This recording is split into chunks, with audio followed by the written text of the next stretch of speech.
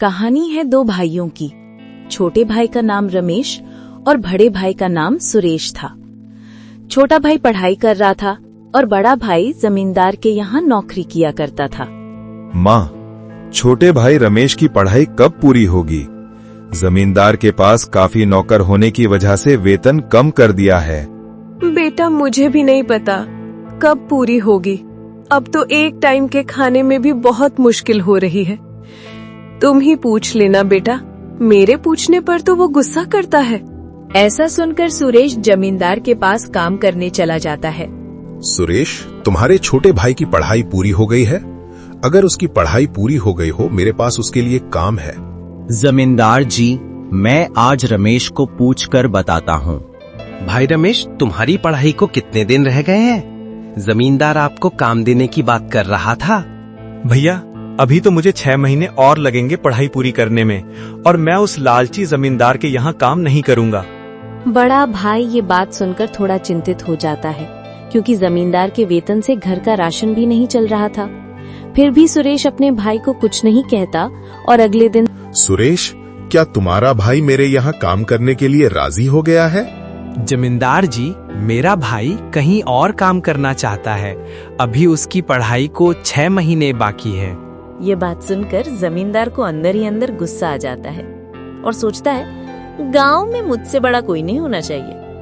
तब जमींदार एक प्लान बनाता है। सुरेश, तुमने आज लाला के घर जाना है और ये पैसे लाला को देने हैं।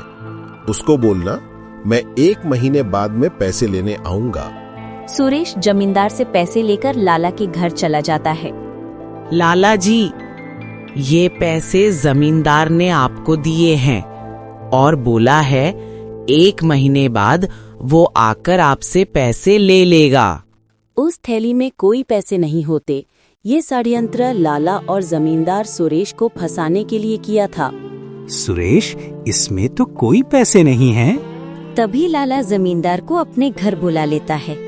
जमींदार जी, सुरेश को जो तुमने थैला दिया था उसमें कुछ भी नहीं है।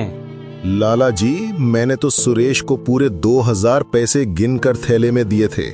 जमींदार जी, जैसा आपने पैसों का थैला मुझे दिया, मैं वही लेके आया हूँ। लाला और जमींदार सुरेश पर पैसों का इल्जाम लगा देते हैं, उसको मारते हैं और उसको काम से हटा देते हैं। 2000 पैसों की चोरी के कारण वो सुरेश के घर पर कब्जा कर लेते हैं।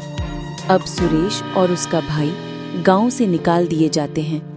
वो दूर जाके किसी जंगल में एक छोटे से टेंट में रहने लग जाते हैं। उनके पास खाने के लिए कुछ भी नहीं था। एक दिन सुरेश और उसके भाई को एक नदी दिखाई देती है। वो नदी के पास जाते हैं और देखते हैं, भैया, नदी में देखो, यहाँ कितनी सारी मछलियाँ हैं।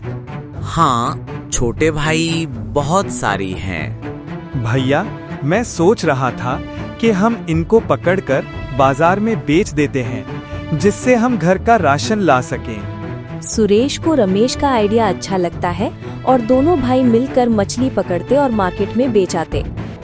धीरे धीरे 6 महीने गुजर गए और रमेश की भी पढ़ाई पूरी हो गई। एक दिन रमेश, भैया माँ, मेरी एक अच्छी कंपनी में जॉब लग गई है।